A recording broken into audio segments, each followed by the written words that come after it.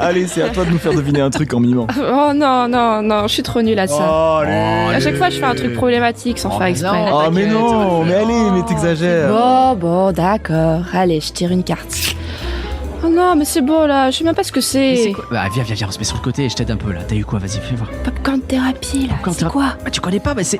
Popcorn Thérapie, c'est un podcast où deux amis d'enfance blablatent autour des séries et du cinéma qui leur plaît. Charline et Marjolaine décortiquent leurs émotions, partagent leurs avis et recommandations, revisitent leur visionnage d'ado avec un regard d'aujourd'hui. Bref, des discussions parfois profondes, souvent chill, mais toujours good vibe, comme une soirée popcorn entre copines. Ah, trop cool.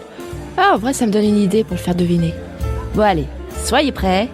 Lancez le sablier, je commence à mimer. Une guillotine?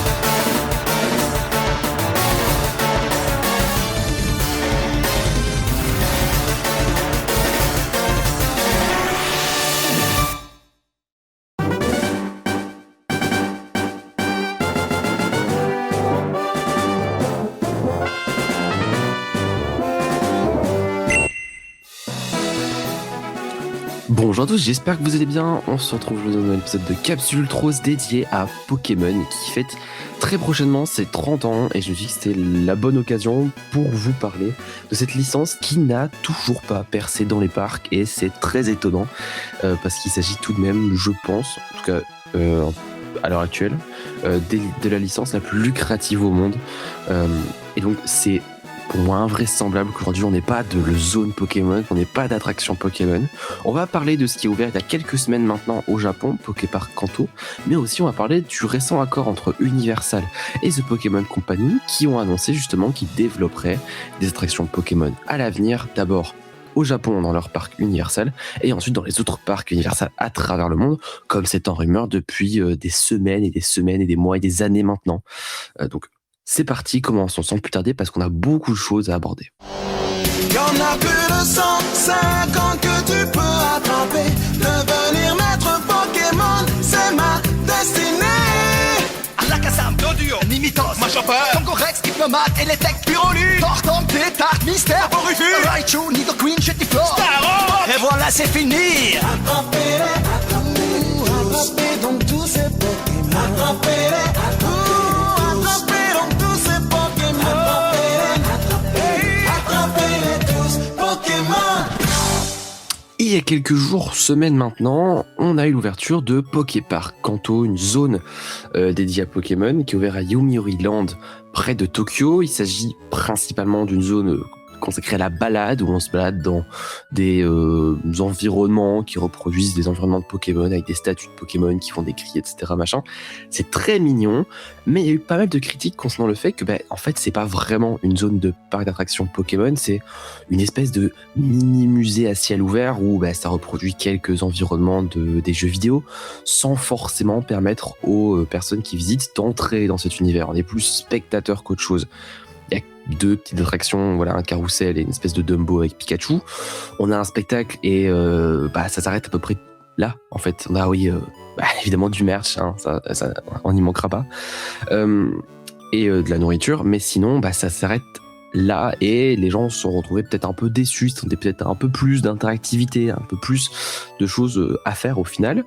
Donc, on est pas vraiment sur le gros land Pokémon ultra ambitieux qu'on peut attendre, mais c'est un premier pas qui montre que ils ont un peu peut-être envie aussi de s'introduire dans le monde des parcs. Et quand on voit le succès qu'ont les jeux encore aujourd'hui, les produits dérivés, les cartes, les films, même s'il n'y a pas plus trop de films, ça fait peut-être un petit moment qu'il n'y a plus de films, c'est bien vrai, la série, etc. Oui, eux, c'est un générateur de revenus aussi, je vais pas dire facile, mais c'est vrai que tu vas dans la zone Pokémon, tu prends ta peluche, tu bois Pokémon, tu manges Pokémon, ça donne envie d'acheter les jeux, bref, c'est du donnant-donnant pour les parcs qui construisent ces zones, et Pokémon qui retouchent énormément d'argent derrière. Donc au final, c'est vrai que c'est une anomalie de voir qu'il n'y a toujours pas de zone Pokémon à l'heure actuelle, quand on voit que des autres licences beaucoup moins allez, j'ai envie de dire populaires, ont droit à la leur.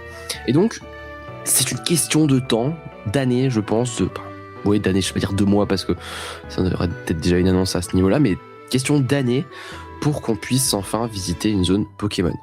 Alors ça, c'est quelque chose qui était, il y a encore quelques semaines, de l'ordre de la rumeur, mais depuis, Universal a confirmé qu'il travaillerait avec The Pokémon Company pour créer une attraction Pokémon à Universal Studios Japan. J'insiste sur le terme attraction, puisqu'il n'a pas été confirmé qu'il s'agirait d'une zone, mais en tout cas, on sait qu'il travaille sur quelque chose. Les rumeurs parleraient du remplacement de l'attraction Spider-Man par une attraction Pokémon. C'est en tout cas ce vers quoi on se dirige. On n'a pas d'informations sur le ride system, on n'a pas d'informations sur le thème. On sait juste que voilà, il y a une collaboration qui est en train de se produire et qu'on devrait en voir les fruits d'ici quelques mois, en tout cas au niveau de l'annonce, et quelques années au niveau de l'ouverture. Ce qu'on sait aussi avec cette annonce d'Universal, c'est que ce projet, en tout cas de collaboration avec Pokémon, eh bien, s'exportera à l'international après la première version japonaise. Ça, c'était aussi quelque chose qu'on pouvait s'attendre, hein, c'est qu'une première collab japonaise ait lieu et puis s'est développée ailleurs. On sait d'ailleurs d'ores et déjà que Universal et Pokémon s'entendent plutôt bien. Il y a eu des parades, il y a eu des rencontres avec les personnages, etc., qui ont été mis en place il y a quelques années maintenant déjà, avec une parade où on voit plusieurs Pokémon, Pikachu, les costumes, etc., machin. Donc on sait que ça travaillait déjà, à mon avis, depuis quelques temps entre eux et que, encore une fois, ce n'était qu'une question de temps pour qu'un projet plus ambitieux soit annoncé. Maintenant, ce qui a peut-être un peu plus surpris, c'est l'officialisation quasiment en même temps que quelques temps après, bien dans les autres parcs Universal, on aurait ce type de collaboration aussi. On pouvait s'y atteindre, mais personnellement, je m'attendais à quelque chose de ce type-là bien plus tard. S'ils l'annoncent maintenant, ça veut peut-être juste dire que ils préviennent juste, mais ça peut aussi vouloir dire que c'est en train d'être développé et qu'il faut s'attendre à une ouverture 1 an, 2 ans max après, comme c'est le cas avec Super Nintendo World, qui est d'abord ouvert au Japon, et puis l'année d'après en Californie, et puis etc. dans d'autres parcs à travers le monde. Maintenant, évidemment, c'est difficile de se projeter sur ce à quoi on va s'attendre, ce à quoi on peut s'attendre, parce que on n'a aucun concept, on n'a aucune fuite, on n'a aucune indication, et surtout, on n'a eu aucun d'antécédents. On n'a aucun précédent en termes d'attractions Pokémon, si ce n'est comme je vous l'ai dit tout à l'heure, un carrousel, une espèce de Dumbo, des petites attractions, je veux dire flat ride mineur. Il y en aura sans doute, hein, mais on n'a jamais eu d'attraction Pokémon majeure, et donc c'est compliqué de se projeter et de s'imaginer ce vers quoi on pourrait tendre. Alors, l'idée la plus répandue, celle que j'ai le plus vue, plus lue, plus entendue, c'est une attraction qui s'inspirerait du jeu Pokémon Snap, qui est un jeu qui est sorti il y a un petit moment maintenant sur Nintendo 64, qui en gros vous permettait de prendre en photo des Pokémon dans leur environnement naturel. Et cette prise de photo, en tout cas, vous la faisiez depuis un véhicule qui avançait sur des rails. Bon, voilà, le parallèle entre une attraction type Dark Ride ou en extérieur et ce jeu est assez facilement fait. Je vous invite à aller voir des vidéos ou à le tester tout simplement. En fait, ici on serait sur un shooter tout bête en réalité, où on essaye de capturer ou en tout cas prendre en photo le plus de Pokémon. C'est pas compliqué à imaginer, c'est pas compliqué à mettre en place. On s'imagine très facilement qu'Universal ne va pas laisser passer l'occasion de vendre des Pokéballs connectés avec le téléphone, machin, pour retrouver les Pokémon capturés. Enfin bref, c'est quelque chose qui, pour moi, va être un des points clés autour de l'expérience Universal Pokémon. C'est comme le Nintendo World avec le Power Up Band. Ça va fonctionner de pair, ça va coûter un peu d'argent et ça va être connecté à une application mobile pour encore plus générer de revenus. Voilà, c'est quasiment pour moi acquis qu'on aura quelque chose du genre, et une attraction où on capture des Pokémon, ça me semble au final assez logique. Sur un rail, etc., où on visite plusieurs environnements, ça serait assez marrant d'ailleurs, je trouve, honnêtement. On pourrait aussi imaginer des grottes, on peut aussi imaginer plein de types de trucs, un train de la mine, on peut imaginer un flying theater à dos de Dracofeu, même si ça piquerait un peu l'entrejambe avec les flammes.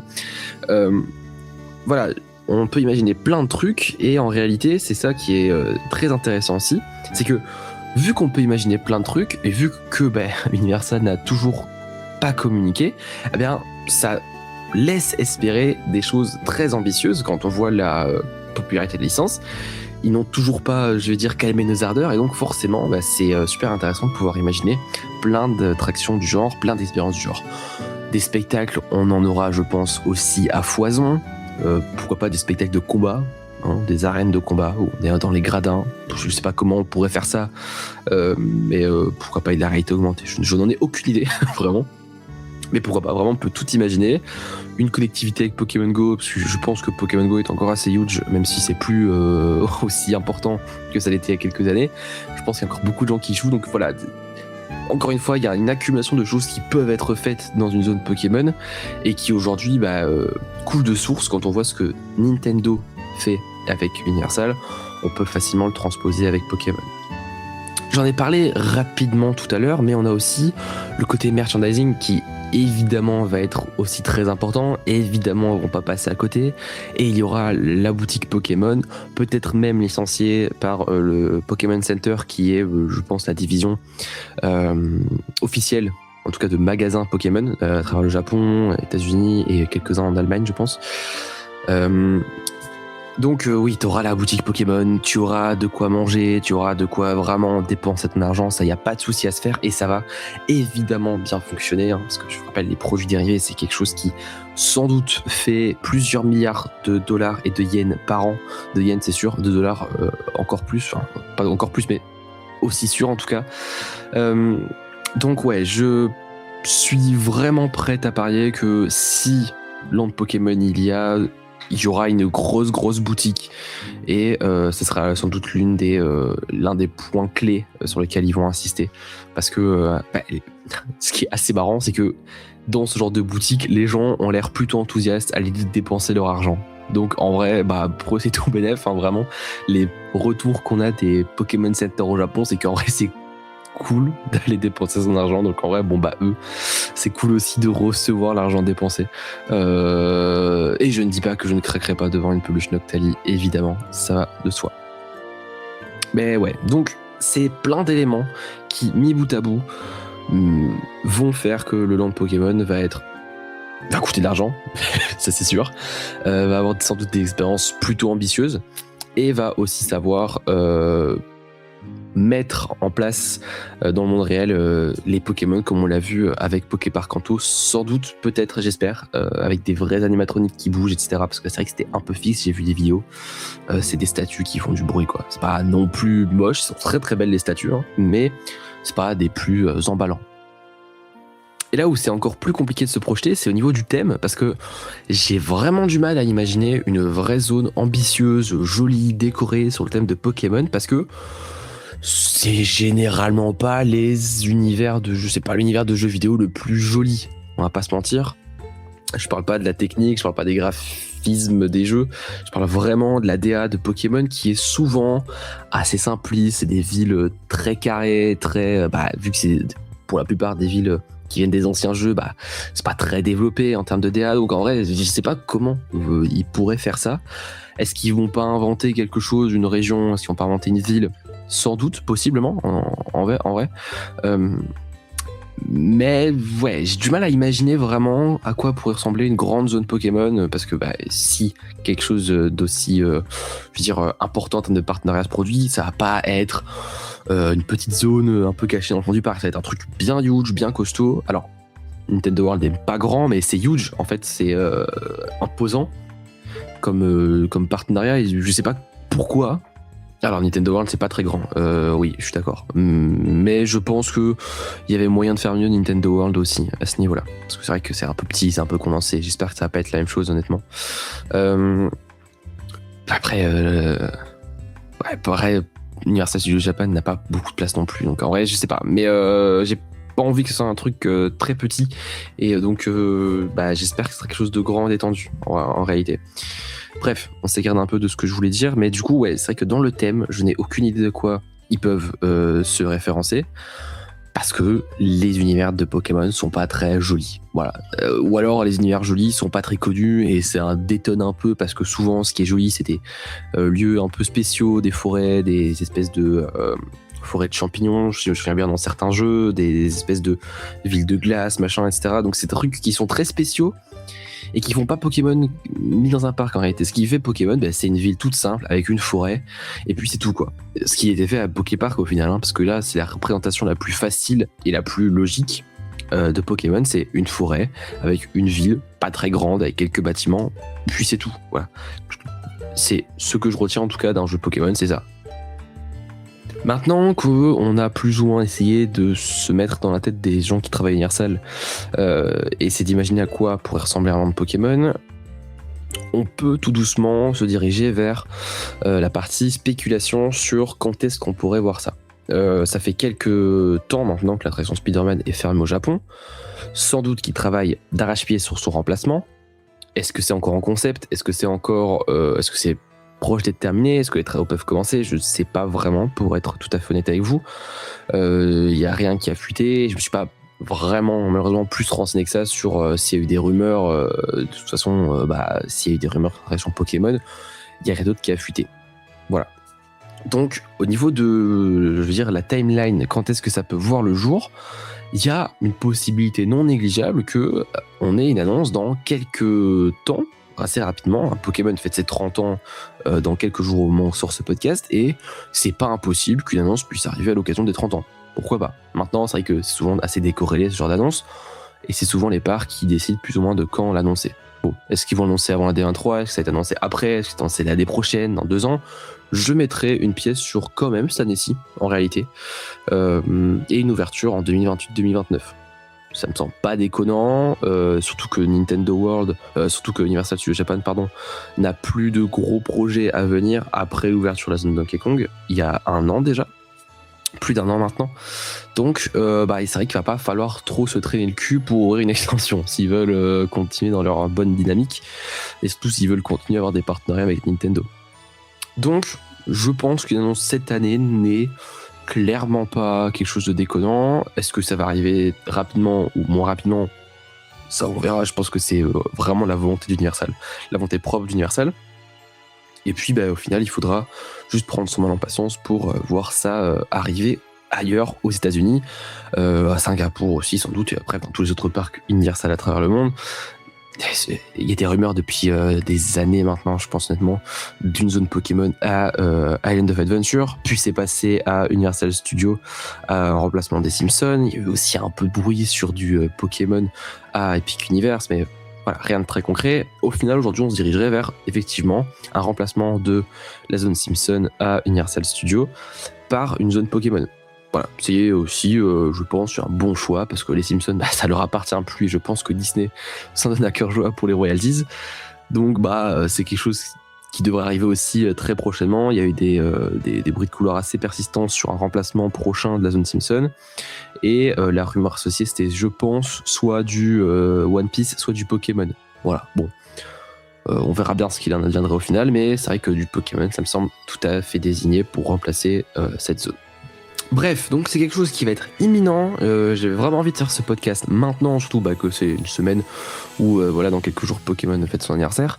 J'avais vraiment envie de faire ça maintenant pour pas être pris de court si jamais il y a une annonce dans quelques temps, parce que vraiment je pense que c'est quelque chose qui va être imminent et qui va être l'une des annonces de cette année. C'est une zone Pokémon en réalité. Cette attraction Pokémon dans un premier temps au Japon. Donc voilà. Je pense qu'à peu près avoir fait le tour, honnêtement. C'est quelque chose qui, vous l'aurez peut-être compris, m'intrigue et me hype un petit peu. J'aime beaucoup cette licence, comme beaucoup de gens d'ailleurs. Et voilà, c'est vrai que c'était assez curieux de n'avoir aucune attraction Pokémon majeure à travers le monde, aucun land Pokémon majeur à travers le monde. Et surtout, c'est très bien joué d'Universal qui va récupérer, comme je le dis, la licence la plus lucrative à l'heure actuelle. Ça peut vraiment jouer en leur faveur, parce qu'ils vont se retrouver avec quelque chose de très très fort. Honnêtement, déjà Nintendo, Mario, etc., c'était quelque chose de très costaud en termes d'image, mais sans doute que Pokémon, ça va être un très gros coup de la part d'Universal. Je pense aussi gros que Harry Potter. Je me trompe peut-être, mais en tout cas Harry Potter à l'époque était beaucoup plus puissant qu'aujourd'hui, évidemment. Je pense que c'est un aussi gros coup, voire plus gros coup que l'ouverture des zones Harry Potter. Peut-être pas en termes de qualité, en termes de je parle pas en termes de contenu dans la zone, mais en termes d'impact et en termes d'image. C'est quelque chose qui va être très huge pour Universal, et ils ont tout intérêt à l'annoncer au grand public et à faire monter la hype le plus tôt possible, en tout cas si c'est prêt évidemment. Donc voilà, j'espère que cet épisode vous aura plu. C'était un épisode un peu plus court, un peu plus chill que d'habitude. C'est vrai qu'il y a eu un épisode en moins ce mois-ci, du coup j'ai dû décaler celui-ci, bref voilà, donc il y a eu un peu moins d'épisodes ce temps-ci, mais on va revenir sur une formule toutes les 2 semaines comme d'habitude. N'hésitez pas à me dire ce que vous en pensez, ce que vous êtes hypé par une zone Pokémon, et évidemment ce que vous verriez dedans. Et puis si vous êtes team Salamèche, Bizarre ou Carapuce, j'espère que vous êtes team Carapuce. Sinon, bien, je sais pas. je sais pas. Je suis un peu malade, j'espère que c'est pas trop entendu. Si c'est le cas, je suis désolé. Merci d'avoir écouté cet épisode. D'ici le prochain, portez-vous bien. Salut!